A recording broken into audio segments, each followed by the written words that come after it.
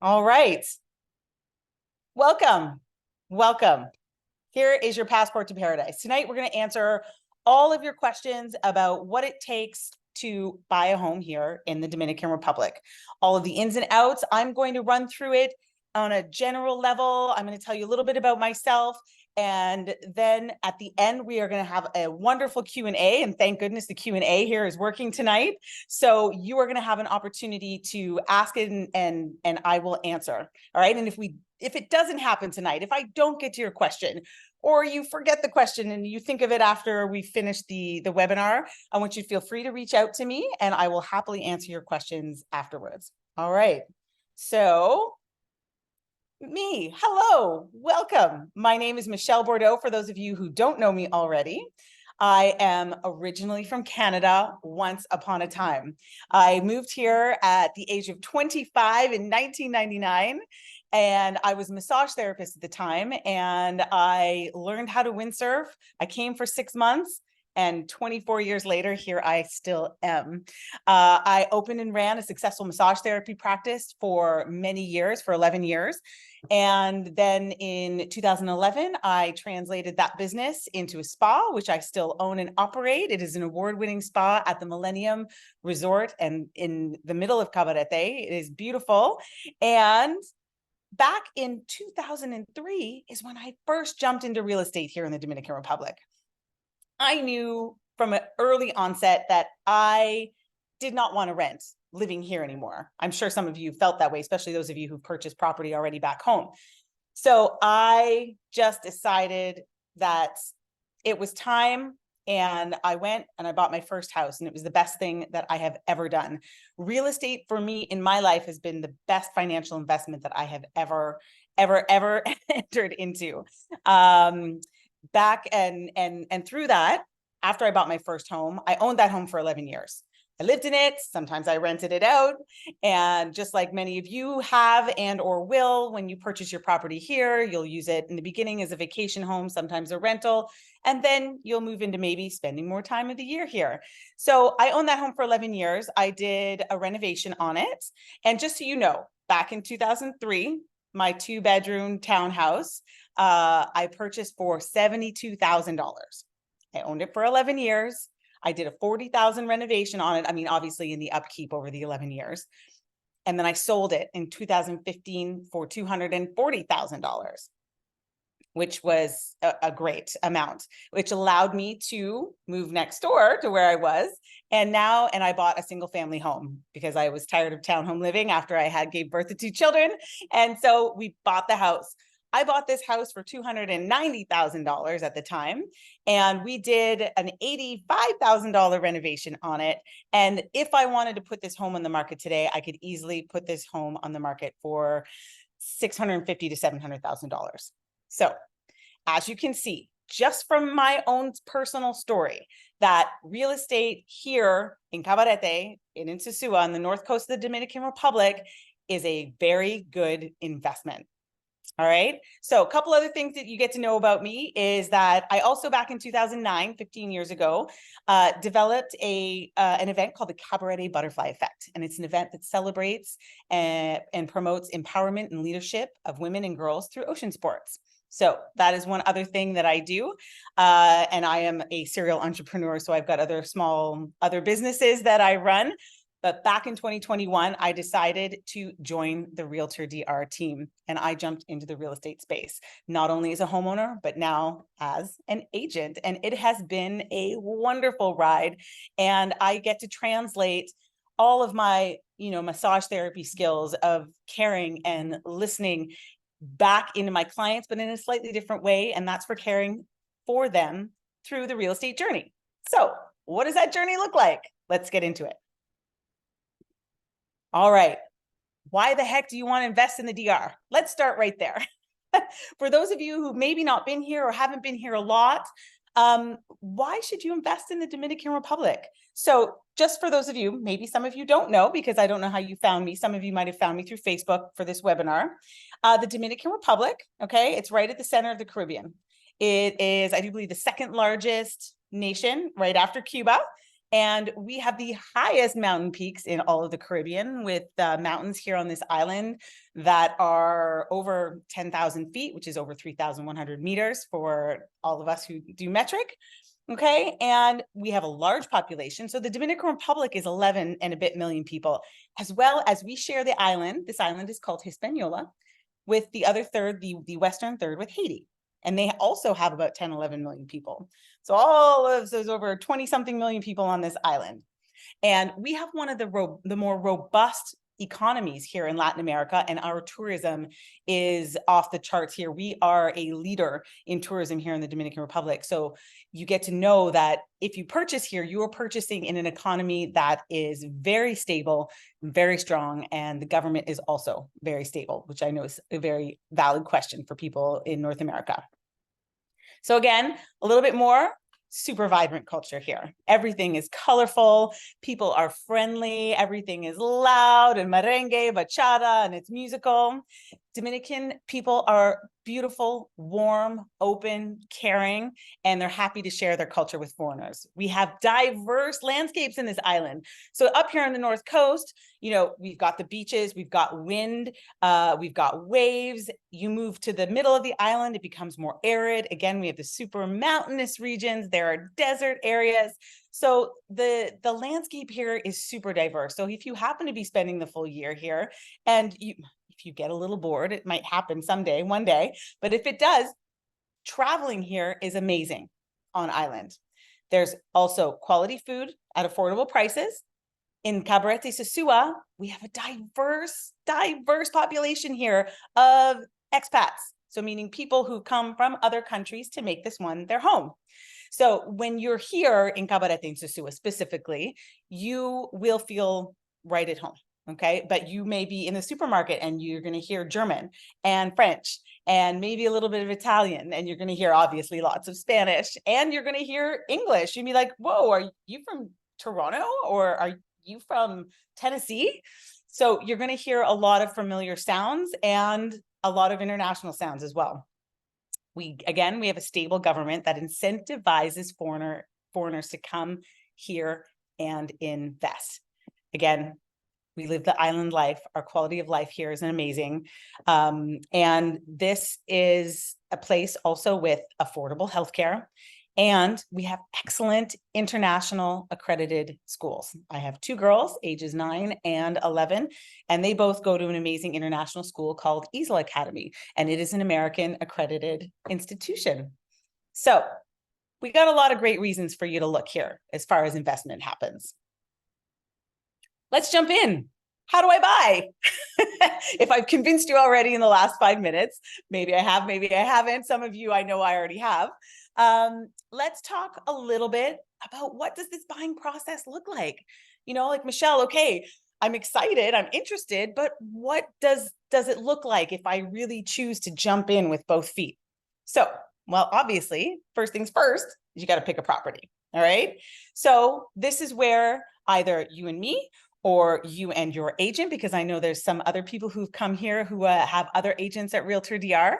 So you're going to work with them to find the property that best fits your needs and your budget. Okay. You're going to meet with other owners. You're going to go tour properties. If you're far away, we'll do our best to show you properties, but it is definitely a really great idea if you're going to invest to do your best to come here, but you don't have to. I have a wonderful client on here. Maybe Tawan, you get to chat that the end about buying in trust from afar. It does happen. Okay. And you're going to choose your villa or your condo. After that, you're going to put in an offer. You're going to work with your agent and you will submit an offer to purchase. Okay. It's going to be signed by you, the buyer, and then it gets signed by the vendor, the seller, or the developer if you're buying pre-construction. It's not super complicated. At that point, we wait, and if your offer is accepted, if the seller agrees and signs off on the price conditions, maybe they'll come back and there's some negotiation back and forth. That happens.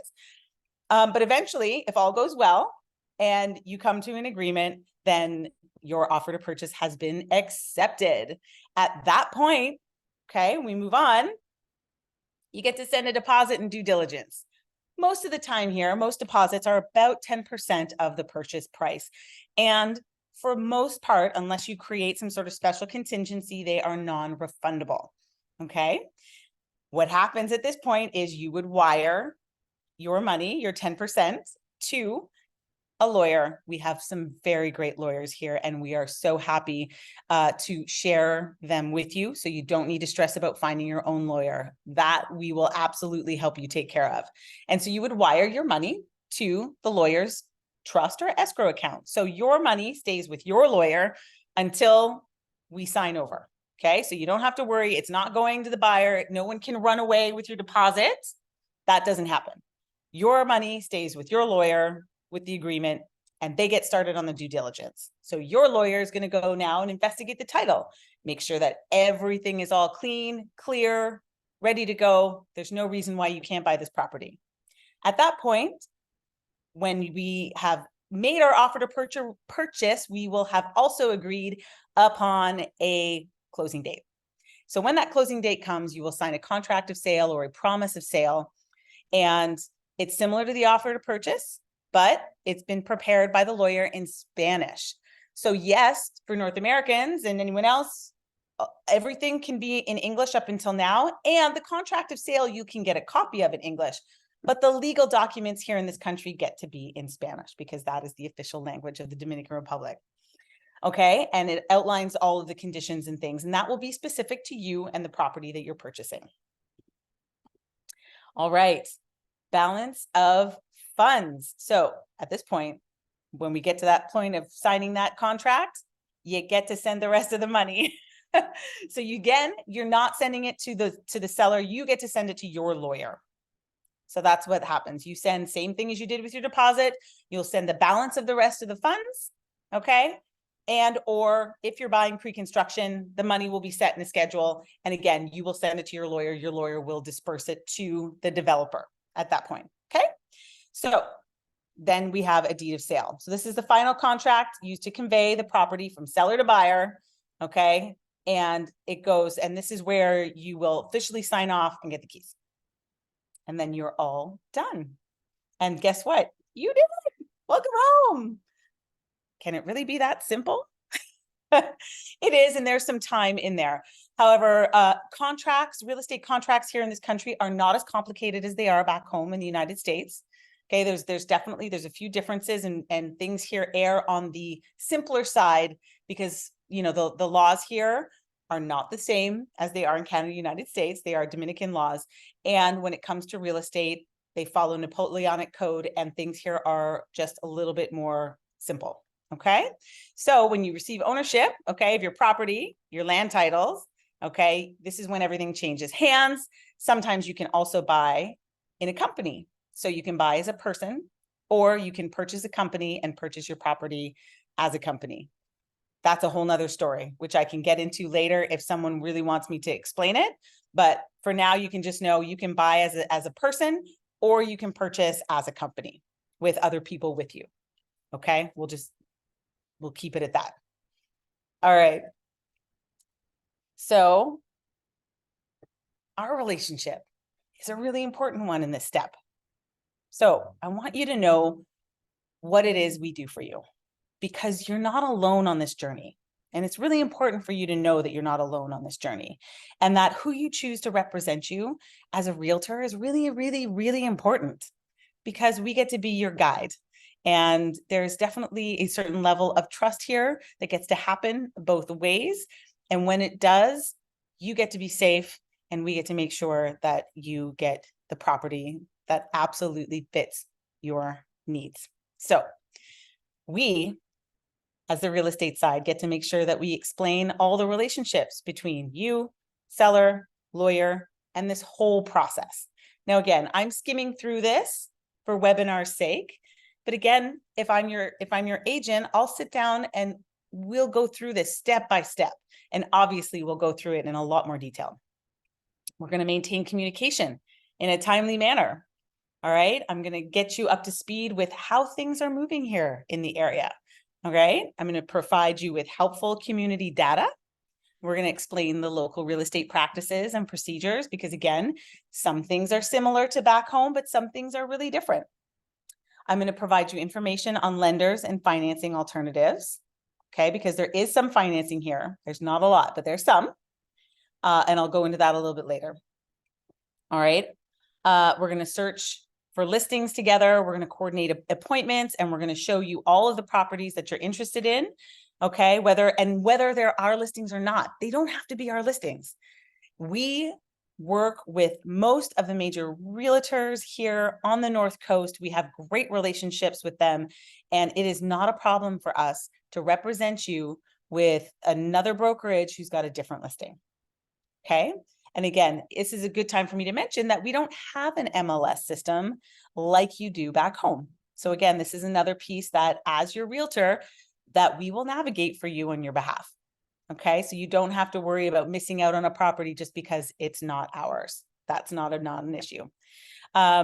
We get to make sure that we disclose all known defects on the property. I want you to know up front, if you're going to have to do a little bit of reno, you know, that gets to happen so that you are buying a piece of property with all the information that you need in order for it to be a successful transaction. And I'm going to strive to get you the best possible price that we can and the terms for you. And I'm going to explain everything post-purchase, all the activities, responsibilities, if you've got HOAs, switching over your electricity, all the bills, all those details that you get when you purchase a property. We don't just drop you like a hot potato. We make sure that we take you all the way through the finish line, because here at RealtorDR, and also for me personally, it's not transactional. You get to become a part of our community here on the North Coast. You're now my neighbor and I will treat you as such, as does RealtorDR. And that's how we come to the table with you and for you. Okay. So in return, we also ask, so trust going both ways, that you communicate with us. So what can I do to make sure that we have a great relationship? Be honest with your agent, okay? Inform us if there's any changes to timing, any critical information that might affect our service to you, okay? To enter into contracts in good faith, obviously, and make every effort to adhere to all of the negotiated contingencies, to willingly provide pertinent information, to submit loan applications and any lender information within the timeframes of our contracts, all of those things, and inform any other real estate agent that you're represented by us. That's a really important one. Okay, because we don't have an MLS system, it's really important, and it's really easy to start reaching out to lots of people, and then you could end up working with multiple people. But this is, again, you get to become a member of our community, and we're a small community, and we do all know each other. So it's a really great idea for you when you're ready to commit to working with a real estate agent, that you do commit to working with one. It's really, it's a great thing, both for your own personal integrity and for the integrity that we have working with fellow agents, because that's how we maintain wonderful relationships. So here's our team. So it's not just me over at RealtorDR, obviously. We have an entire team. So we have Brett Henry and Robert McEachern, who are our president and CEO. They're the two founders. And Shayla, who is our operations manager. And then everyone you see down there, that is all of us. So there are many agents here. We have an international team from England, France, Dominican Republic, Germany, Canada, United. Let's see, where else do we have? I think that's it. Oh, and from, oh my God, Linda and Yalda, don't hurt me now. They are from, oh my God, my brain's lost me. When I come, it'll come back to me in a moment. But Linda and Yalda are both emigrated to Canada, but they are from, I want to say Lebanon, but I don't think that's the right country. Anyways, we've got a great team in our international. All right, but we are proven in our business, okay, in our sector, with our experience. Our team aligns with both our buyers and our sellers' goals to make sure that we meet expectations on both sides. All right, we have dedicated specialists, and our job is to keep you informed through the process, and we pay careful attention to every detail. And the great thing is that we have this massive team to fall back on for you. So again, it's not just me working for you in a bubble. I get to tap into this incredibly diverse, very, very competent experienced professional team that gets to stand with me and beside me. All right. So we're going to get to some FAQs. We're already here. So can foreigners buy property in the DR? Yes. Obviously, you're looking at one. So the buying process for foreigners and Dominicans is exactly the same. When I said before that the Dominican Republic loves, loves, loves foreign investment, they make it very, very easy for anyone from any country to purchase property here. Okay. No matter your citizenship status. What are the additional costs in real estate transactions? So as a buyer, you do not pay me at all. Okay. So the commission for real estate agents comes from our sellers. All right. Closing costs for you, though, are typically going to be about 3.5% to the sales price. All right. You're going to be about 1% more or less to your lawyer for their fees, and about 2.5 to 3, okay, for land or title transfer tax. Okay. So that's for the government.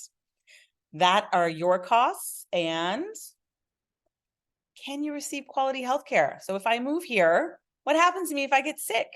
You're going to be all right. So you can receive quality health care here in the Dominican Republic. Again, I've lived here for 24 years. I've given birth to 2 children here, and the healthcare system here is pretty good. Okay. Again, we live in a small town. All right. So definitely sometimes there's some travel to some of the larger cities, which would be in the same as the US or in Canada. Obviously, if you're, living in, small town in Florida, sometimes if you need a specialist, you're going to head to Miami. If you're in a small town in Ontario, you need a specialist, you're going to go to Toronto. Same thing here. You may end up in Santiago or Santo Domingo at one of the larger cities, but we have good quality healthcare here. We have a wonderful urgent care clinic here called CMC, and other hospitals that are only 40 minutes away in Puerto Plata. So there is no need to worry about your healthcare. We have amazing eye doctors and dentists here, and some of the specialty physicians are at a very, very high level. Are there any additional costs to homeownership? Yep.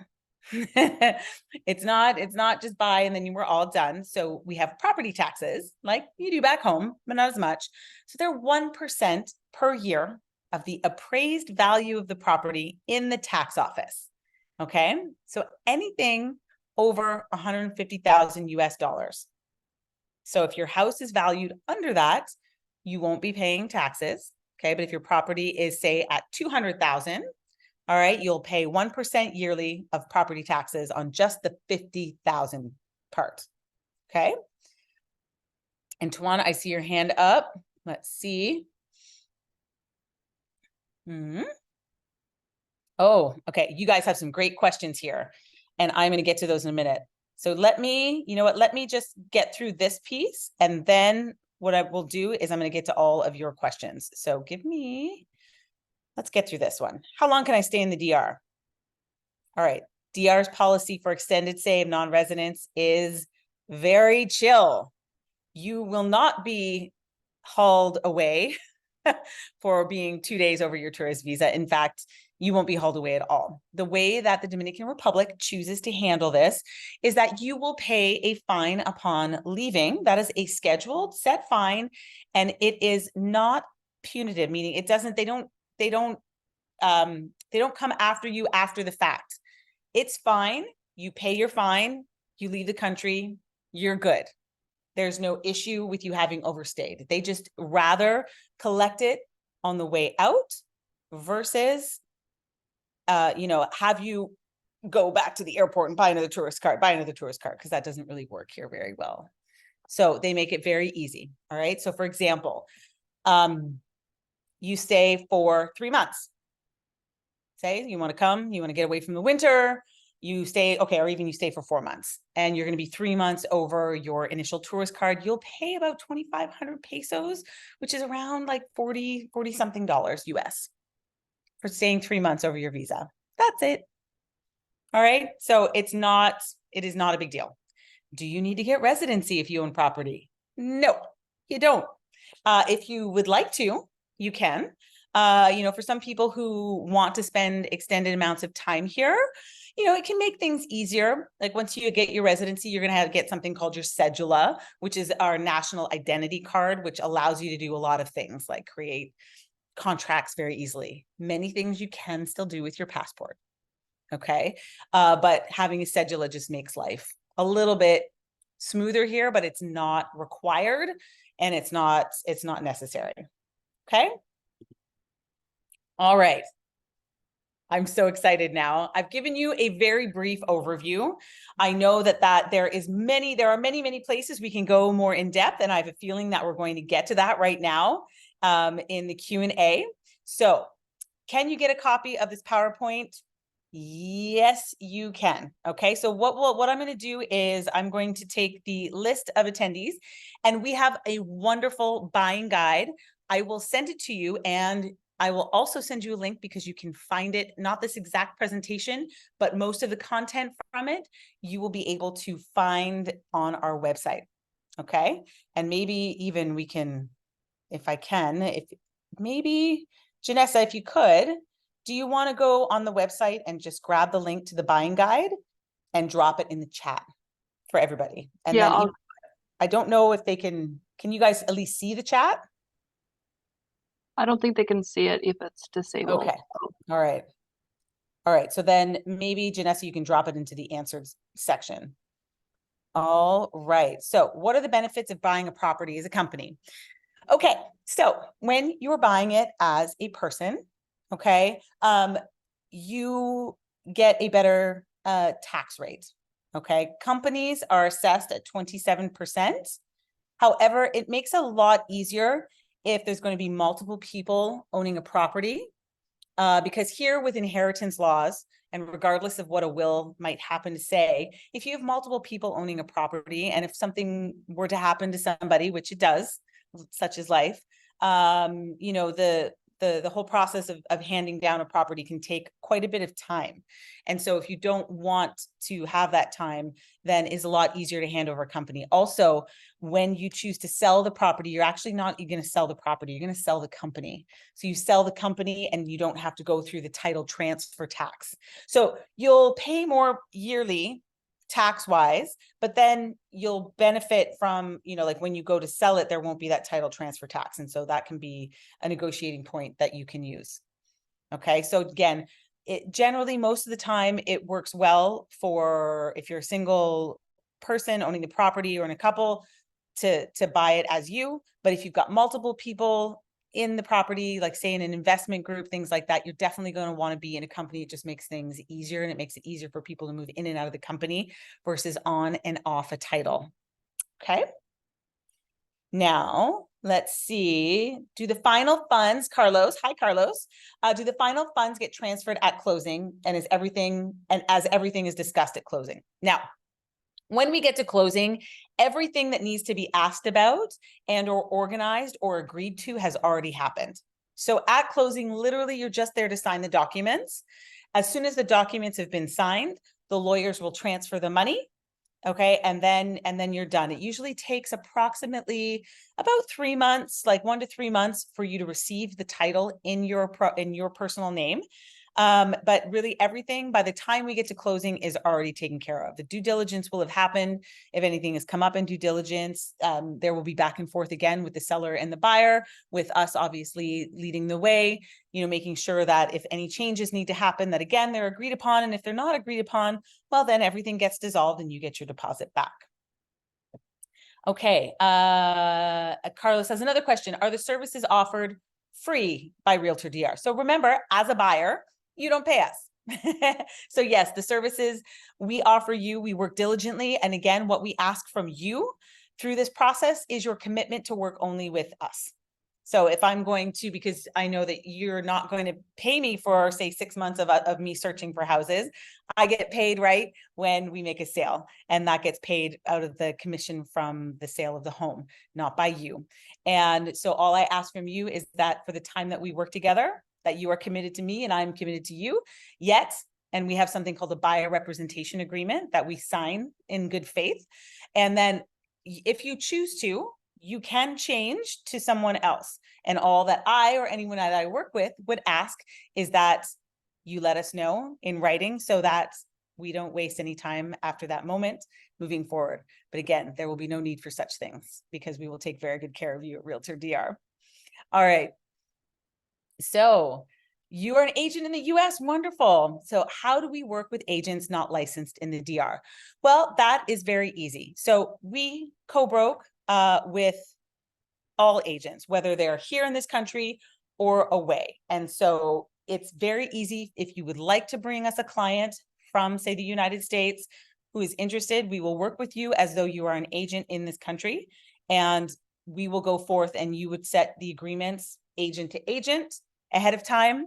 And that's it. And we just continue to move on. It doesn't have to be complicated. You would obviously sign an agreement agent to agent so that everything is above board and very clear ahead of time. But that is how we work it. And it's perfectly okay. All right. The slide. Okay. So we'll send some stuff about the property taxes. So remember, property taxes are 1% of any amount over 150,000. So there's a little bit of gray area here, and not all homes are registered in what's called the DGII. That's our sort of like internal revenue sort of arm of the government, shall we say. There are also labor and a few other things.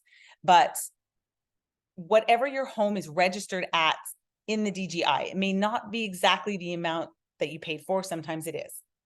So again, that one, it is a little bit gray and we would have to go on a case by case basis. But if everything as it is, and your home is registered at $200,000 US, it's peso equivalent inside the DGI, you will pay a 1% on the amount over 150,000.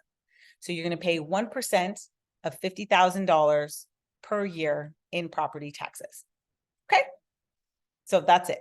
Very simple. Anything over 150,000, you pay 1% on of what it's registered at in the DGI. Okay. And your lawyer can absolutely help you with that, and or an accountant. We can let you know what that will be when you purchase the house, obviously, ahead of time. Okay. So what are some of the cons of living in the DR? Okay. Yeah, there's some. And it obviously, some of the cons are, depending on things you like. In Cabarete Sosua, for example, we don't have a nearby movie theater. We do not have a nearby shopping mall, like big shopping mall. Like you gotta drive to the big city. It's a con. It's a con when you've got kids. Driving. I'm going to say driving would probably be one of the biggest cons here. It is a different beast driving here. I drive. I've been driving for many, many years here, and I'm perfectly fine. And I've not gotten in an accident. I think I had a fender bender once, but not my fault. But driving here is very different. There are motos, there are cars, and there are not as many rules as you are used to back home. There's very, very little, there's only a few radar speed traps on some of the big highways, but nowhere else. No one gets pulled over for passing or any of that. So I would say that driving would probably have to be, it is totally doable. You need to learn how it works here. You need to be extra careful and very vigilant here when you drive, but it is doable. And I would say that, and, being in a small town and maybe sometimes having to drive a little bit farther to access a few things, not food or anything like that. We have everything here locally. But I'm going to go with those two as my two biggest cons. Let's see. Okay, so Eric, you have a business name in the US, but purchase your property as an individual. Yep. Okay, so it would not be able to be switched to your business name in the United States. In order for you to purchase as a corporation, it must be a Dominican corporation. It can't be a US or Canadian corporation. Okay, so you would need to create a Dominican corporation, and the US and the Canadian is not applicable and cannot go in your title. Okay. Do I only represent buyers in Captivated and Susua? For me personally, at the moment, I have buyers in Cabrera. Hi, Jason. Jason and I know each other. I do represent some buyers as far away as Cabrera. RealtorDR, very exciting news, everybody, is opening an office in Punta Cana. Very exciting. I think we just signed a lease on some office space. So we will be expanding. Me personally, I do tend to stick to the North Coast here. It doesn't mean that I couldn't help you purchase something a little bit farther away, but I tend to, obviously, my area of expertise is closer here to the Cabarete Sosua area. Let's see, Eric. Also, is best practice to open a business in the DR? And yes, so if you want to purchase a property in the name of a company, you get to purchase a corporation here in this country, and it will cost you about anywhere from $1,200 to $1,500 to purchase a company for the legal fees and whatnot. Okay. So is it better opening a bank account in the DR in dollars or pesos? Both are beneficial. I would say it's a good idea, if you're going to be a homeowner here, to have an account in both dollars and pesos. So a dollar account here at any bank, and if you don't have your Dominican residency, your best bank of choice is going to be Banco Santa Cruz, as they're very friendly to foreigners and make it easy for you to open an account. A US dollar account requires $500 minimum balance, and a peso account, in order to open it, doesn't require minimum balance, but they'll ask you about $50, $40 to $50 to open an account. And why both? It's easy for you to send money down here to yourself in dollars. Also, certain bills here, some bills are in dollars, but most of your everyday bills, that it's great now we have online internet banking. You can pay many of your bills online from far away. And those bills will need to be paid in pesos, in our local currency. Okay, so I would recommend, if you purchase a home here, I would open both accounts. Okay. Hi, Sergey. So how much time at average does the whole process take from accepted bid to closing? I have done it my fastest in 1 week. So if the money is here and the seller is okay with that and everything works out, literally within about a week to 10 days has been the fastest. Now that's not normal and that's not average. Most of the time, it's usually anywhere from 4 to 8 weeks. And that's just because of money being moved and sellers taking care of things on their end. The amount of time it would take for due diligence sometimes takes a little bit longer depending on the property. So can go really fast. Most of the time, anywhere from an offer being accepted to close, anywhere between 4 to 8 weeks is generally average. Okay. To get your identity card, so the process of getting your residency, it's not complicated, but it does take some time, and you get to get a number of documents from your home country together. And that is a whole process that, again, it's a list of paperwork to be required. It is about showing financial solvency, which if you own a house here, you're done and dusted. Even a car is enough. And a few trips down to the capital. I would suggest that if you aren't fluent in Spanish and aren't comfortable moving around the country, that you just hire a lawyer to help you, and they'll walk you through the process quickly and easily. It can take usually, I'm not sure. I mean, I did my residency back in 2004, so it was a long time ago. But I do believe it's like about 6 months, maybe, from start of the process to actually getting your first temporary resident card. Okay. But that's something that you can definitely go dive deeper in with a lawyer. Okay, do you have to pay taxes in the USA on profit you get from renting in the DR? I am not American. However, from what I do understand, yes, if you report it. So me not being an accountant or in the US, I would say do your own due diligence back in your home country, and ask your most trusted accountant on what would be your best practice to do with any of the profits you make on a rental internationally. Okay. All right, Kyle. Hi, Kyle. So if you own a property solo and something tragic may happen, how would I ensure your property gets transferred to your beneficiary? Yes, obviously, like in any country, you would absolutely want to set up a will. If you happen to have children, generally in this country, because it's Napoleonic law, automatically your property is divided like evenly amongst all your children. Now, the probate process here can take about up to about a year, I do believe, as long as it's not contested. So that depends. If you don't have any offspring, then you definitely want to set up a beneficiary, have a will set up, you know, all the usual fail safes that you'd have back home. You can also do here. However, if you do have children, they will become, they do get to be a part of that conversation, regardless of who you've willed your property to. Okay. And cost for utilities. Hi, Teresa. So great question. Okay. Electricity here can be a little bit on the higher end. So I want to say it depends on the size of your property, and it depends on mainly the number of air conditioning units you run. So for example, like you can have electricity bills can be anywhere from $50 to $450. Like, you know, my peak bills, I have a 3-bedroom, 3.5 bath home with a swimming pool. I have 1, 2, 3, 4 air conditioning units. So in the summer, my bills get up there. So it is something that you do need to know about and be aware of. Internet cable is anywhere from $70 to $100, depending on, you know, the speed of which you want to have.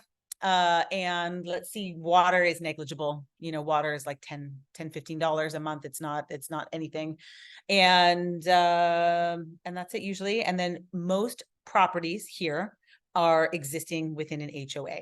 Even if you buy a house, most of the time you're going to be in a community of some sort, because it's really great to share things like security and backup electricity, things like that. And most properties are going to come with an HOA, and that is obviously, it's dependent on where you are, size of your dwelling, things like that. But anywhere from, again, the most inexpensive property I have right now is 1-bedroom apartment, and they're like 3,100 pesos, which is like between around $50, up to $400, $500, $750, depending on where your property is and the services and amenities that are given by the community. So that's really a case-by-case basis. And I think that's pretty much it for utilities. Language barrier. Hi, Ivan. Or maybe Ivan's is your last name. The language barrier. So we've been talking in English all night.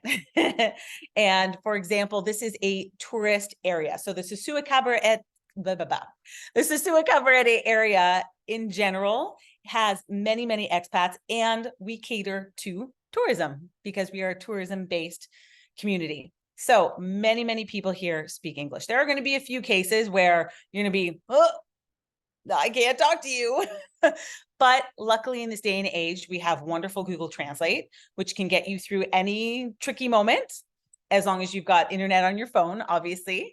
And really, for example, like if you were to come to my spa, all of my staff where communication is critical, like my front desk staff, they're all bilingual. Okay, there's maybe a couple of my nail techs or perhaps a massage therapist or two that aren't fluent in English, but the people that you really need to communicate with, especially about money, they're all bilingual. There are many people who work in the restaurant and bar industry as well, who there's enough English floating around that you'll be all right. Okay, so Joanna, do we deal with land sales? Absolutely, we do. Yep, we've got, if you were to check out our website, we've got many, many different parcels of land available, all the way from, you know, small parcels at maybe 30,000 up to, I have one listed in Cabrera at $5.5 million. So yes, you can absolutely buy land with us, and we'd be more than happy to guide you through that process, as well as set you up with a builder and an architect, because we work with one. We have one that we share our office with, and they're amazing. So Rob, gracias, thank you. What are typical real estate commissions in the DR? Well, our commission ranges anywhere from, I want to say, like 3 to 10%. It varies wildly. And again, remember, we don't have an MLS system here.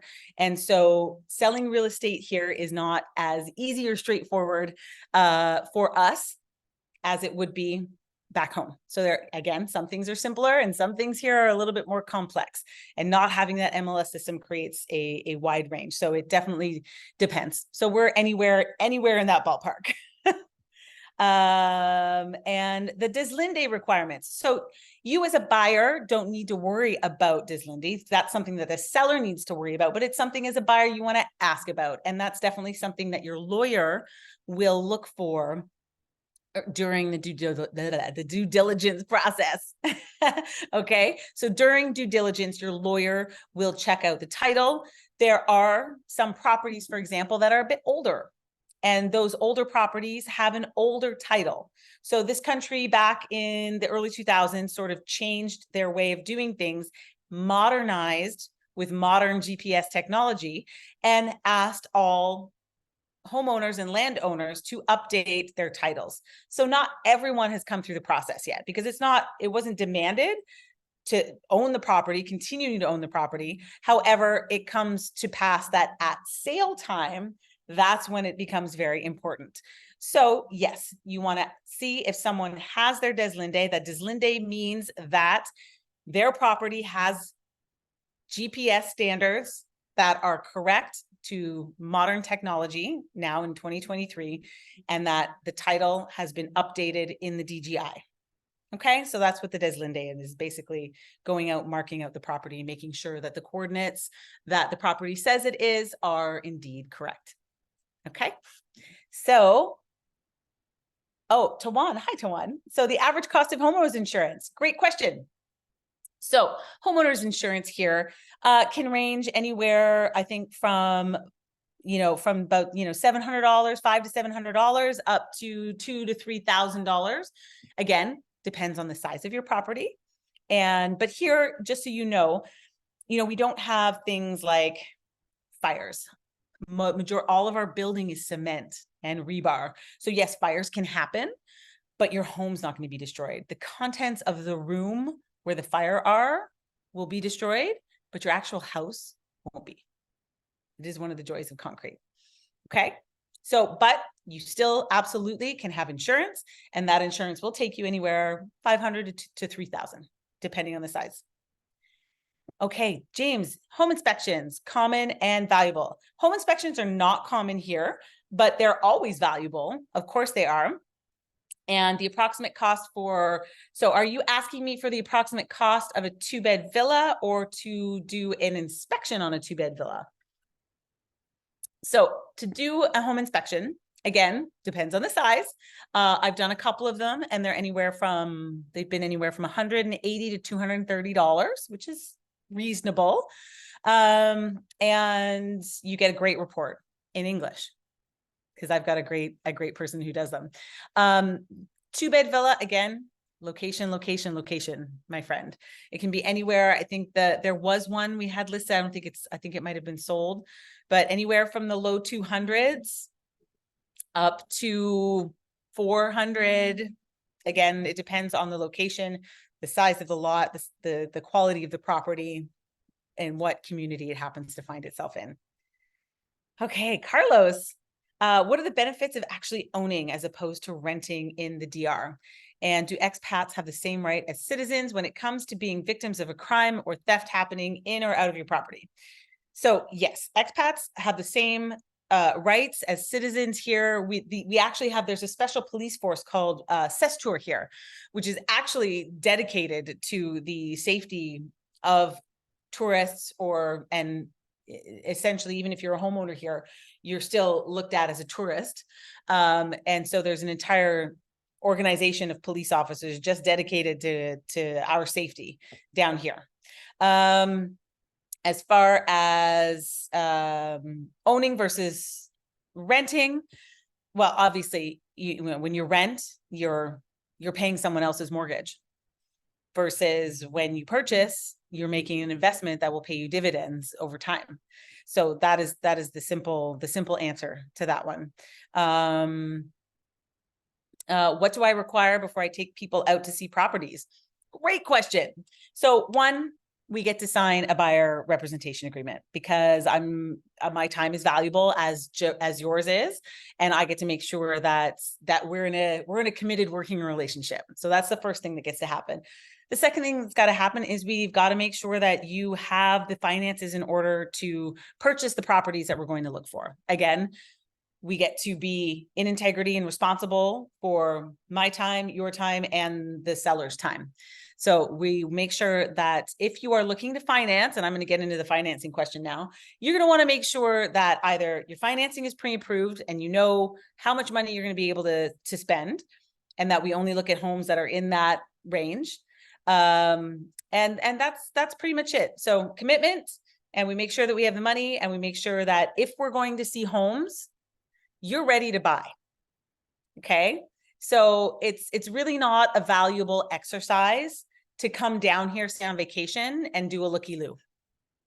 It really isn't, because again, it's the factor of time. And even if you do see a property and you like it and you're like, oh, well, I'll go home and I'll see, that property may not be available by the time you're ready to pull the trigger.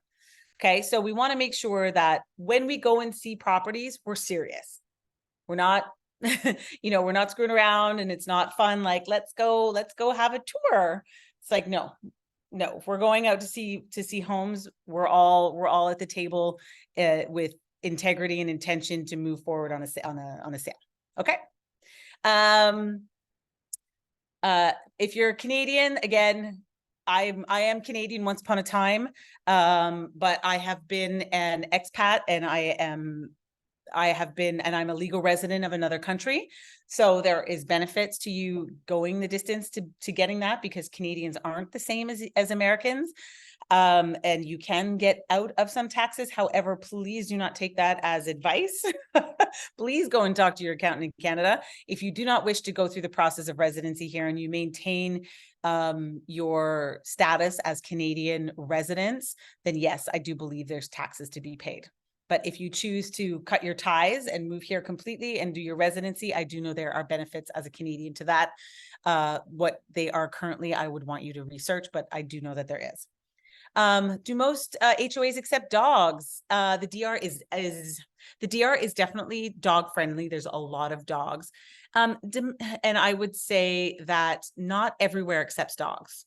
Not everywhere accepts big dogs. Sometimes they will accept dogs up to a certain size. So that's definitely a place by place basis, and some flat out will not. So again, that's something that you get to go through. Make sure your realtor knows about that and that they know to ask before they even bother to show you properties. Okay. Flood insurance. We don't flood here, really. That's not something you have to worry about.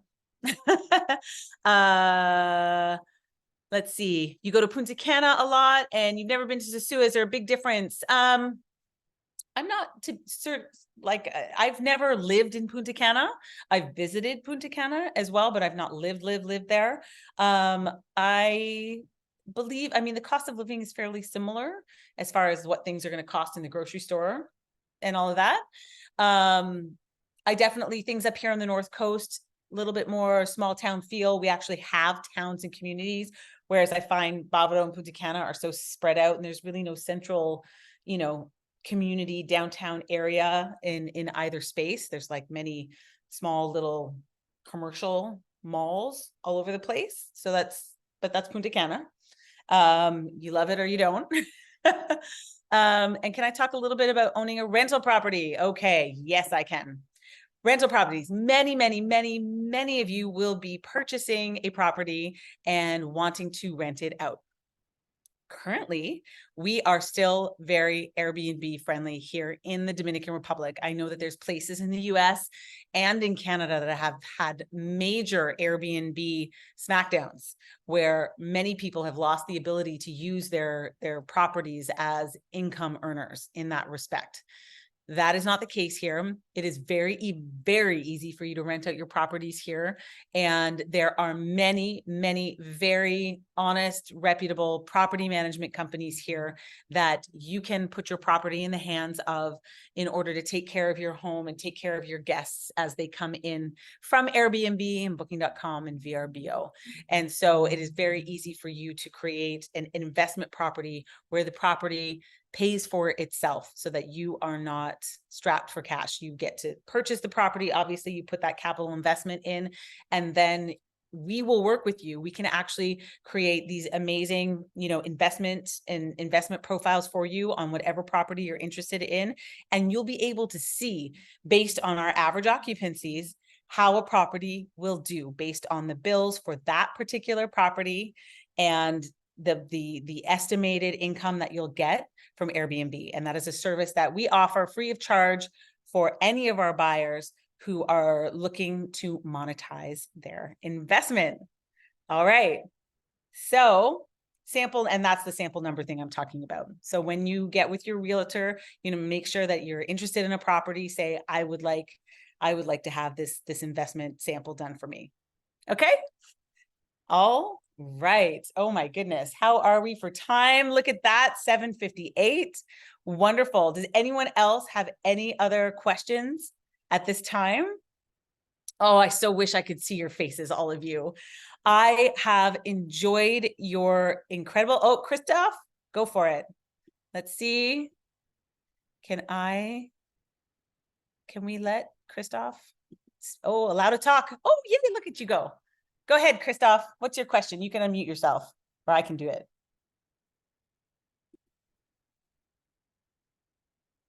Go ahead, Christoph. You can talk. Hello? Hello? No? Okay, Christoph, if you can't, if your mic's not working, type it in the chat.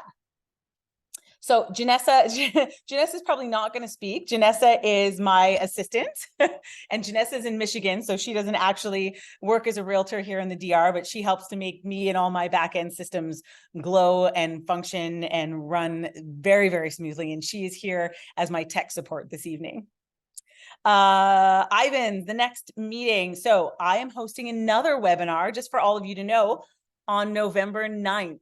So on November 9th, we are going to be diving into pre-construction and purchasing land and pre-construction properties from development plans and all the ins and outs of that side of real estate here. Okay, so I really, really hope to see all of you on that next webinar, November 9th. And I will be answering all of those juicy pre-construction questions. And we're going to be highlighting probably 2 or 3 different projects that we think are really, really interesting and things that we want the most amount of people to get their eyes on. Okay. All right. Anything else? Oh, does the DR do financing? Yes, they do. It is not the same as back home. I know you're going to hear that a lot from me. It's not the same as back home. So Scotiabank offers financing for American, British, and Canadian citizens only. And if you qualify and are pre-approved, they will finance up to 70% of a property. Okay, so not necessarily the asking price, the 70% of the appraised value of the property. Okay. And so I generally tell people who are looking at financing, first things first, before we look at any properties, sit down with Scotiabank, get pre-approved. Once you've got pre-approval and we know how much, we can go out and you know how much money you have to put down because you need that 30 to 40% to put down. So then based on that amount, we'll go out and go looking. Scotiabank will amortize up to 25 years.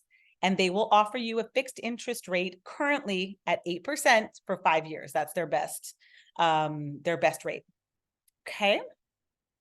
I will absolutely send you sign up for the next webinar. That will probably get released in the next week or so. And it will be, if you got signed up for this one, you're on an email list to get sent the link for the next one. Okay. We're opening an office in Punta Cana, which marketing program will be working to keep the North Coast like an important destination since it's been a big fight to bring up this zone in Punta Cana. Okay, so Cabarete Sosua and Punta Cana, for me, are apples and oranges. We couldn't be more different. And I think if the people who are interested and attracted to Punta Cana are completely separate from, I think, most of the people who are interested in the North Coast. It is my experience, both as someone who's lived here for a very long time and for someone who sells real estate up here. Again, Punta Cana is, again, very wide, very spread out, very much all-inclusive resort land. And there are definite advantages to Punta Cana. I mean, there's a massive volume of people that come, investment-wise. However, for me, personally, my heart is up here on the North Coast. We get to windsurf here. We get to kite surf here. There's world-class surfing here. The active lifestyle that we enjoy here and the water sports community that exists up here does not exist in Punta Cana. That's special only to Cabarete and Sosua. And so it's partly that, and it is this tight-knit, beautiful international community that we have up here also, that for me makes it a joy, pleasure, and easy to live here. So definitely we're just taking advantage of the expansion of both markets. So I don't think there's going to be competition between the two. They're separate. All right, Kyle, thank you so much for your time tonight. Thank you for coming. And I appreciate all of your time, and any of you, let's see, Janessa, if you can somewhere pop in the link to book a call with me. For those of you, it's down here, right here on the screen. So michellebourdeau.com/30 minutes. I'll also send it to you. So for anyone who would like to grab a piece of time with me, who didn't get their question answered, or who has questions that want to go deeper on more specifics, please book a call with me. I would love to talk with you about it. I would love to talk with you about what life is like here on the North Coast. And again, this is somewhere I've called my home, where I have bought real estate, where I have had my children and am raising my children. And it is a wonderful, wonderful community that is full of, incredible people, diverse all over the world. So I think that's it. I think we're done tonight. I have enjoyed this. I hope you've all enjoyed it as well. And I can't wait to see you all on November 9th, where we're going to dive into pre-construction developments. All right, everyone, I'm going to stop sharing this here. I hope you all have a beautiful Thursday night, and I look forward to connecting with all of you very, very soon. All right.